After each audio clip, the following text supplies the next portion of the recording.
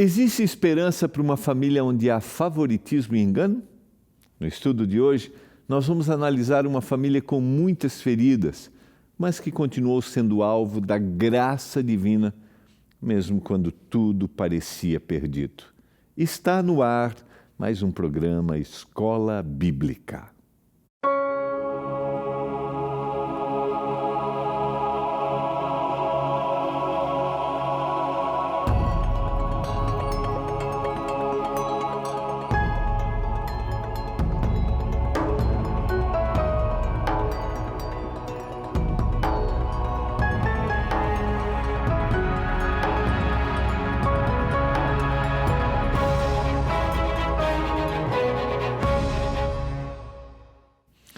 Olá, tudo bem com você? Que alegria! Estamos juntos mais uma vez, começando mais um programa Escola Bíblica, aqui pela TV Novo Tempo, canal da Esperança.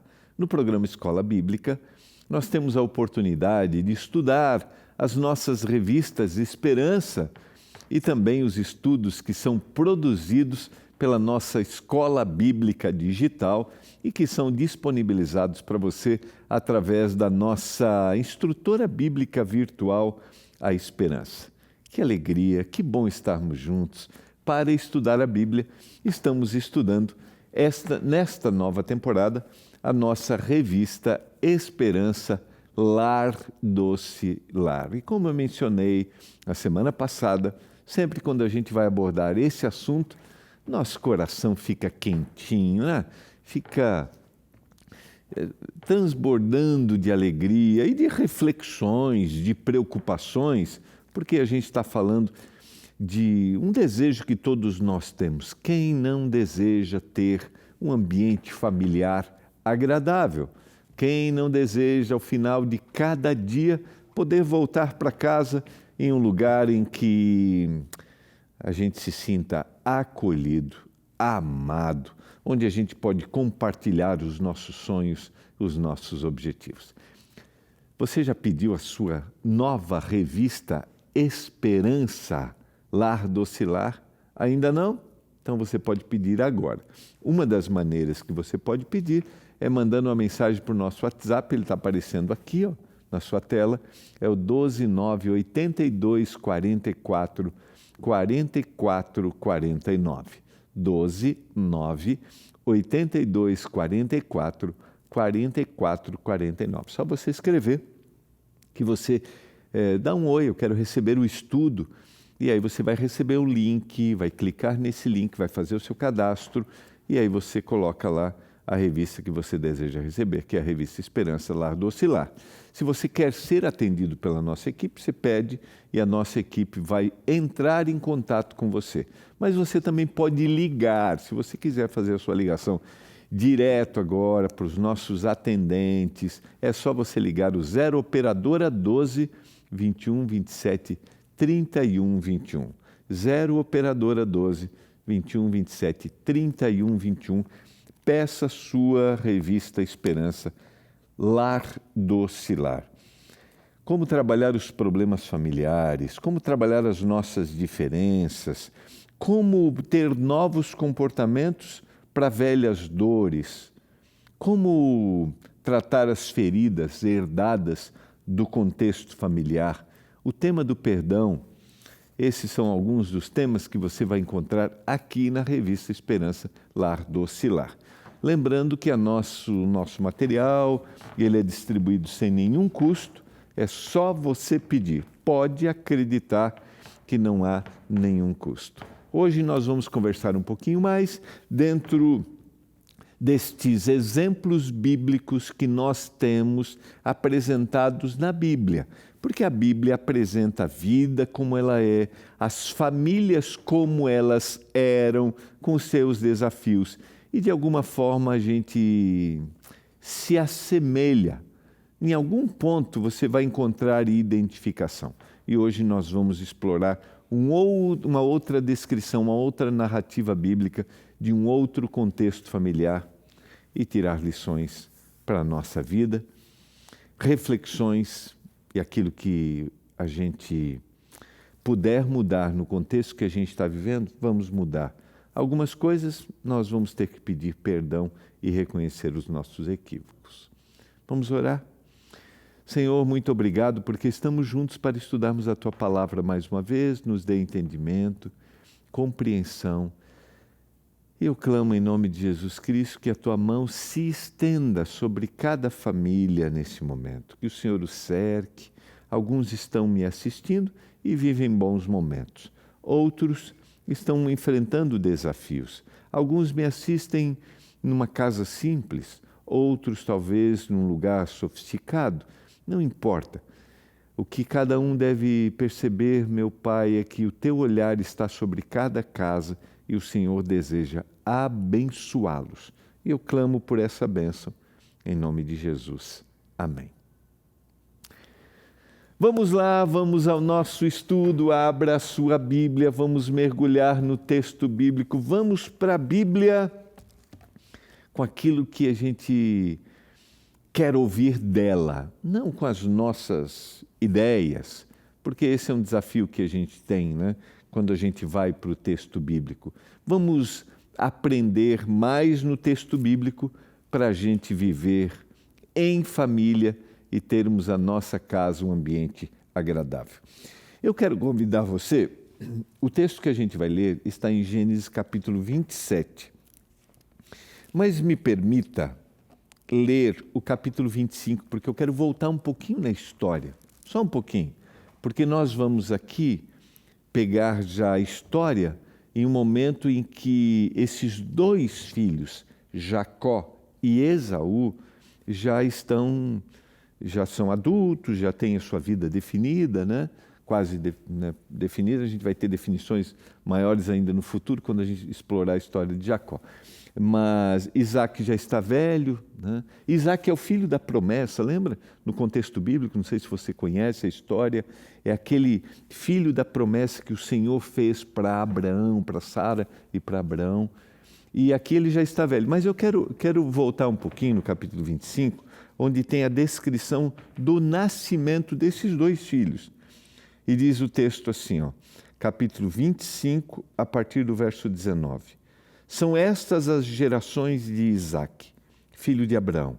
Abraão gerou a Isaque, era Isaque de 40 anos, quando tomou por esposa a Rebeca, filha de Betuel, o arameu de Padã-Arã, e irmã de Labão, que vai aparecer de forma significativa depois na história de Jacó, né? Porque Jacó vai casar com uma das... Né, na realidade são as duas filhas, uma vai ser oferecida, ele vai ser enganado, e depois ele vai amar, né, a segunda filha de Labão, o arameu. Agora verso 21. Isaque orou ao Senhor por sua mulher, porque ela era estéril, e o Senhor lhe ouviu as orações, e Rebeca, sua mulher, concebeu. Os filhos lutavam no ventre dela. Então disse, se é assim, por que vivo eu? E consultou ao Senhor. Ela percebia, né, como, né, ali no período da gestação, e a palavra usada originalmente aqui é uma palavra de disputa. Tá? E ela consulta ao Senhor. Verso 23, respondeu o Senhor, 2 nações há no teu ventre, 2 povos nascidos de ti vão se dividir.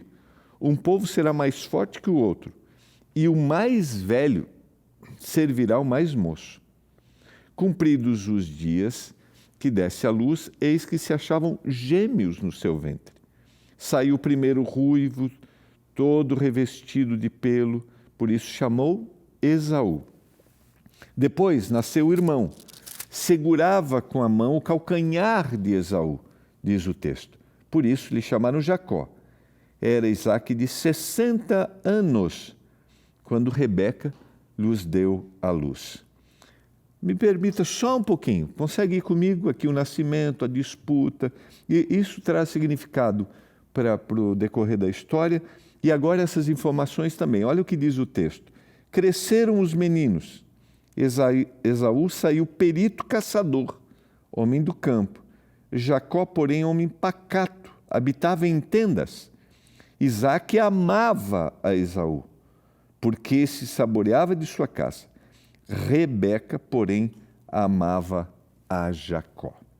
Essas informações do verso 27 e 28 são informações importantes, a gente não vai explorá-las aqui, como, por exemplo, a questão da profissão, que é muito significativo, né? De alguma forma, Jacó se identifica com aquilo que o Senhor deseja para o seu povo, que vai peregrinar, que vai habitar em tendas. Já Esaú vai se identificar com aquele que se opõe.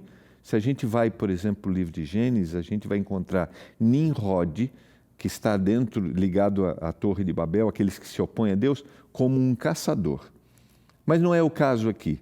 A minha referência aqui é a distinção clara que o texto diz. Isaac amava a Esaú, porque saboreava de sua caça. Rebeca, porém, amava a Jacó. Esse texto é fundamental porque a gente percebe, eu já citei aqui algumas vezes no programa, né, esse ar de preferência. Né? E você que me acompanha já deve ter ouvido, você pode ter identificação com um filho, com outro, né?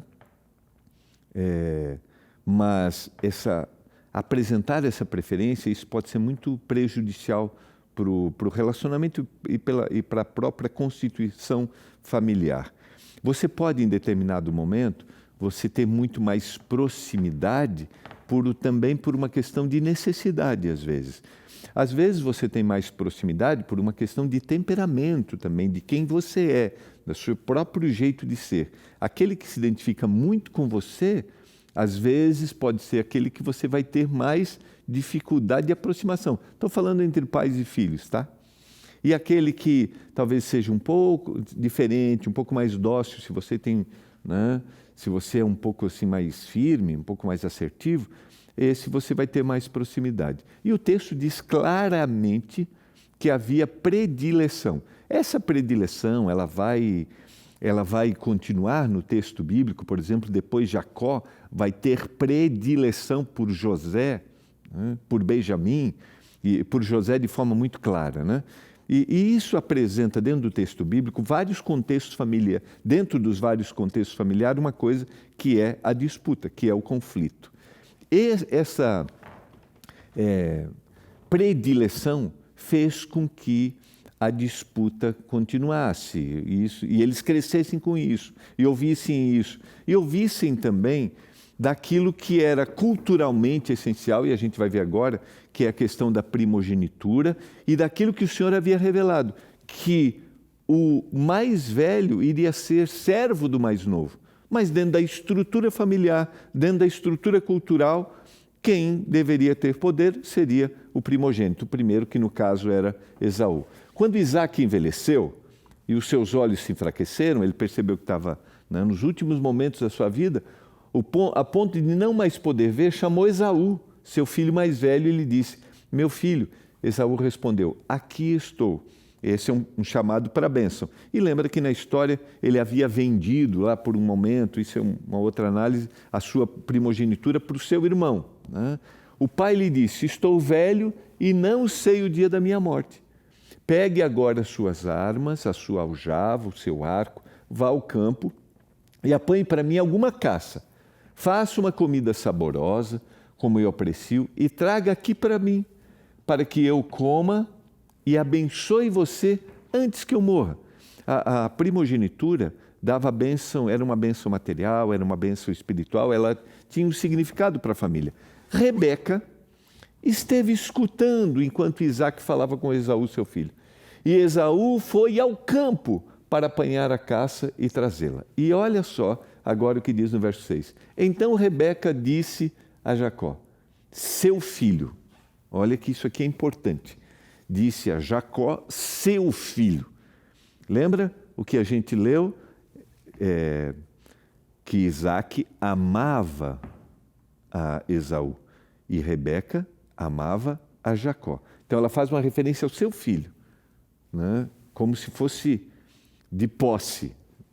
É meu filho. Ouvi seu pai falar com Esaú, o seu irmão. Ele disse: traga uma caça e faça uma comida saborosa para mim, para que eu coma e abençoe na presença do Senhor antes que eu morra. Você o levará a seu pai para que coma e abençoe antes que ele morra. Mas Jacó disse a Rebeca, sua mãe: Esaú, meu irmão, é um homem peludo e eu sou um homem de pele lisa. Se o meu pai me apalpar, passarei a ser visto por ele como zombador e trarei sobre mim maldição e não bênção. A mãe respondeu: caia sobre mim essa maldição, meu filho. Faça somente o que eu digo. Vá e traga os cabritos para mim. Percebe que Deus havia revelado, havia uma promessa de que o mais novo iria prevalecer sobre o mais velho. As promessas divinas, elas sempre se cumprem. E nós não precisamos dar uma ajuda. E a gente tem vários exemplos bíblicos disso, quando o indivíduo quer ajudar aquilo que Deus prometeu. Lembra da promessa que o Senhor fez a Abraão, que ele seria, dele viria uma grande nação? Mas o que fez Sara, sua esposa? Não, nós precisamos... E aí tomou Agar, e Agar, como serva, concebeu um filho, e aquilo trouxe transtorno para o contexto familiar. Eu tenho que confiar nas promessas de Deus, eu não preciso ficar dando ajuda para Deus. Deus não é um ser que precisa de ajuda. E essa ajuda tem outro detalhe, traz critérios desleais, contrários à palavra. E aí, aqui, não há justificativa dos meios para alcançar o fim, como é o caso de enganar. E o próprio Jacó refletiu, havia em Jacó sensibilidade e propensão às coisas espirituais, mas havia, nesse contexto aqui, uma mãe que tinha mão de ferro para dirigir e dizer, não, você vai fazer o que eu estou dizendo que deve ser feito. Queridos, eu entendo que a gente tem a responsabilidade de orientar os nossos filhos, de dizer para eles o melhor caminho, mas chegam momentos que os nossos filhos, nós precisamos, na realidade, criá-los para eles terem autonomia, para tomarem as suas decisões baseadas em princípios que nós orientamos. E não para a gente forçar que eles façam aquilo que a gente quer. Isso é tirar a liberdade, entende? Não, você vai fazer o que eu quero. Não, mas está errado. Não, mas você vai fazer. Não, a maldição vai cair sobre mim. Você percebe que ele vai sendo usado aqui? Então é para a gente refletir como pai. A gente tem que refletir como nós estamos tratando os nossos filhos e o que nós estamos dizendo que eles devem fazer. Ele foi, pegou os cabritos, trouxe a sua mãe, que fez uma saborosa comida, como o pai dele apreciava. Depois Rebeca pegou a melhor roupa de Esaú, seu filho mais velho, roupa que tinha consigo em casa, e vestiu Jacó, seu filho mais novo. Com a pele dos cabritos cobriu-lhes as mãos, a lisura do pescoço. Então entregou a Jacó, seu filho, a comida saborosa e o pão que havia preparado. Olha o contexto.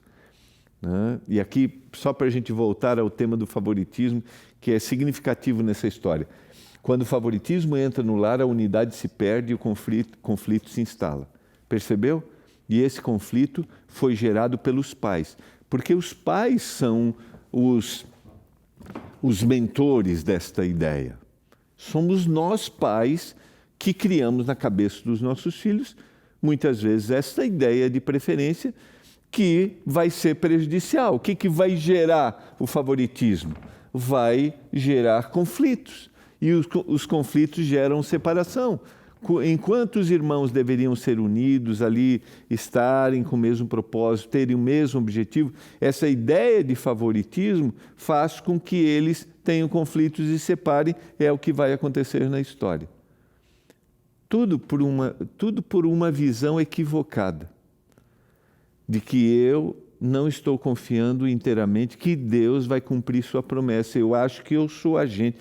Às vezes a gente acha que a gente é agente divino para realizar as coisas que Deus não realiza. Querido, eu não sou nenhum protagonista Deus quer que eu seja instrumento para que a vontade dele seja expressa. E sempre a vontade dele tem princípios corretos, mas a gente acha que a gente pode transformar.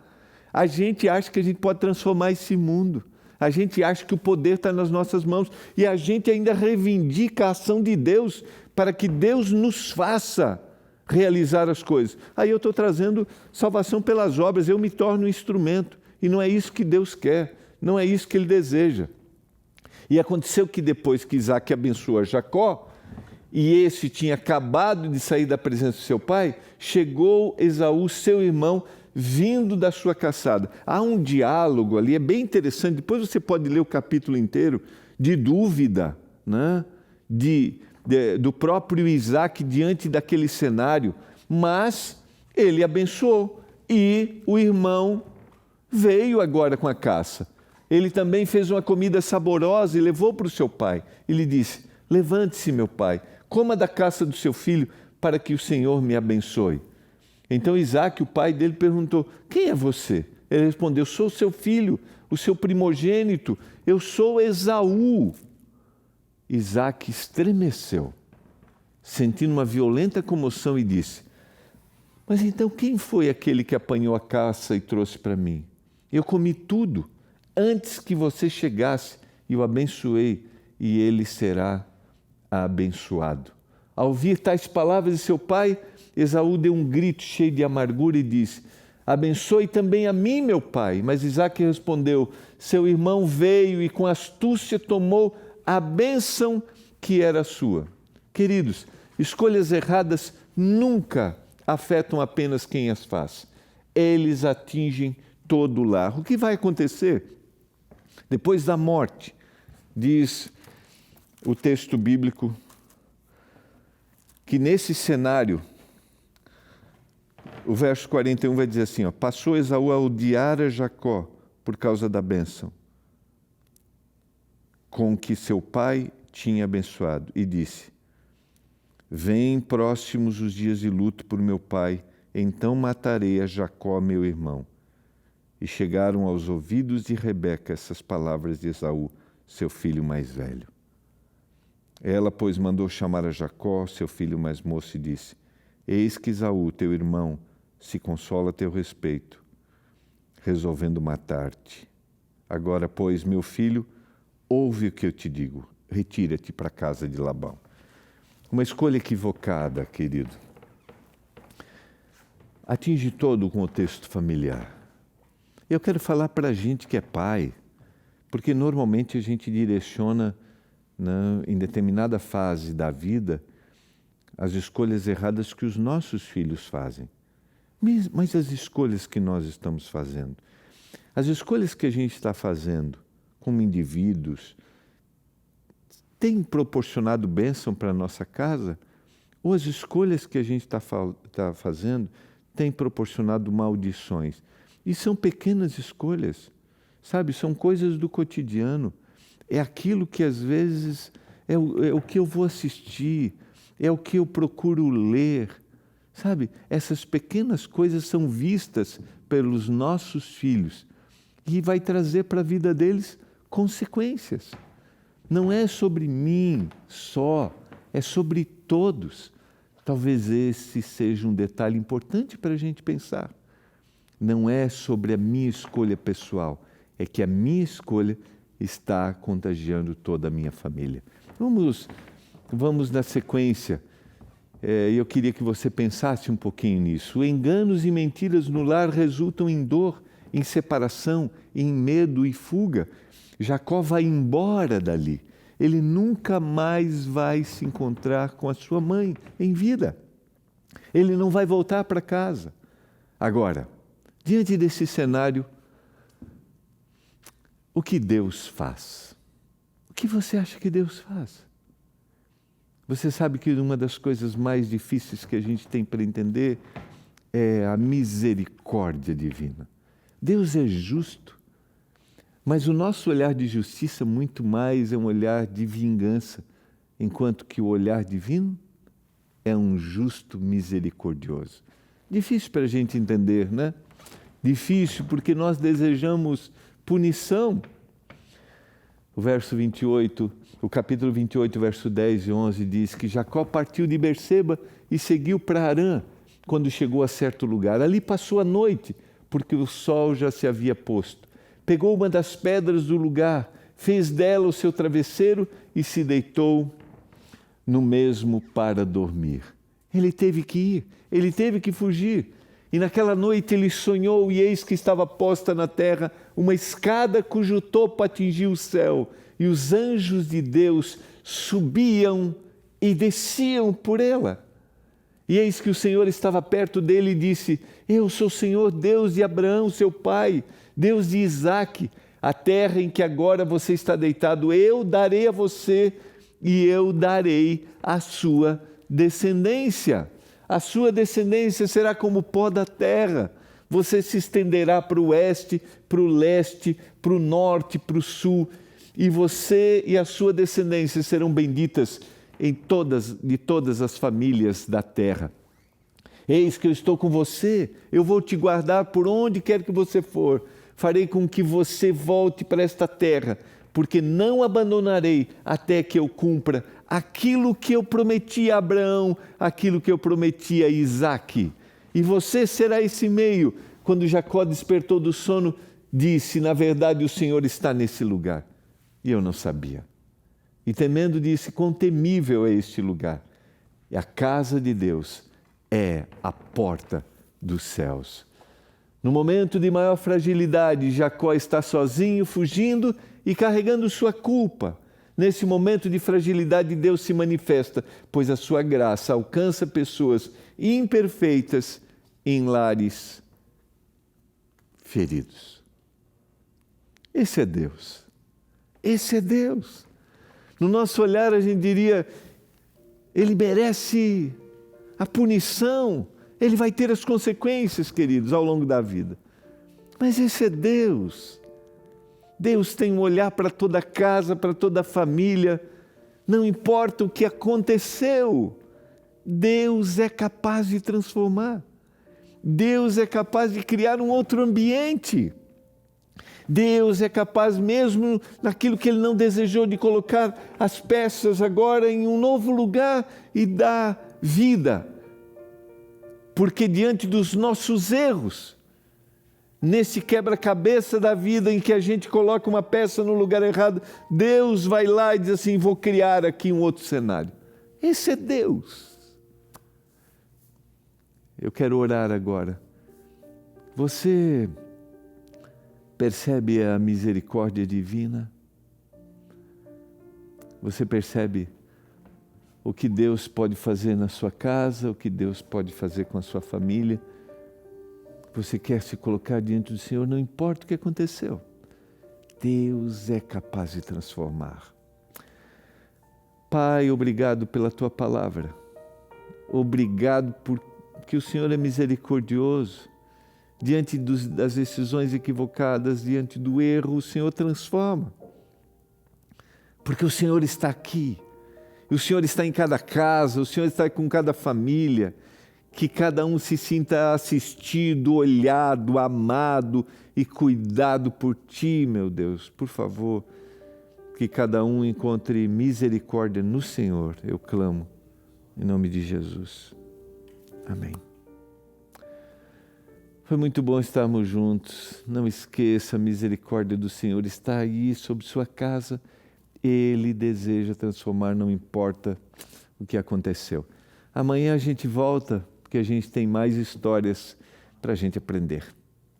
Tchau.